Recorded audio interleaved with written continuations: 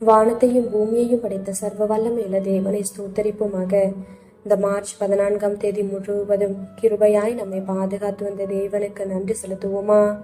கிருபையும் மகிமையும் நிறைந்த எங்கள் பரிசுத்தமுள்ள நல்ல தகப்பனே, ஸ்தோத்தரிக்கிறோம், துதிக்கிறோம் ராஜா. இந்த இரவு நேரத்திலும் உம்மை நோக்கி பார்க்கக்கூடிய கிருபையை கொடுத்ததற்காக நன்றி தகப்பனே. அப்பா, இந்த நாளிலும் உங்களுக்கு பிரியமில்லாத காரியங்களை செய்து உடைய இருதயத்தை துக்கப்படுத்தியதற்காக எங்களை தயவாய் மன்னியும் ஆண்டவரே. உமக்கு பிரியமான பிள்ளையாய் வாழ உதவி செய்யுங்கப்பா. இந்த நாளிலும் எங்கள் தேவைகள் எல்லாவற்றையும் சந்தித்து நாங்கள் சோர்ந்து போகாதபடி உடைய வார்த்தை கொண்டு எங்களை பலப்படுத்தியதற்காக நன்றி தகப்பனே. ஆண்டவரே, இந்த நாளிலும் மற்றவர்களை குற்றப்படுத்தும்படியா பேசுனதற்காக எங்களை தயவா மன்னிச்சிடுங்க ஏசப்பா. ஒருவரையும் குற்றவாளிகள் என்று தீர்க்காதிருங்கள், அப்பொழுது நீங்களும் குற்றவாளிகள் என்று தீர்க்கப்படாதிருப்பீர்கள்னு சொல்லியிருக்கீங்களா ஆண்டவரே. அப்பா, உங்க வார்த்தைக்கு கீழ்ப்படிந்து வாழ உதவி செய்யுங்கப்பா. உம்மை போல எல்லாரையும் நேசிக்கவும் எல்லாரிடத்திலும் தாழ்மையாய் நடந்து கொள்ளவும் நீர் கற்றுத்தாரும்.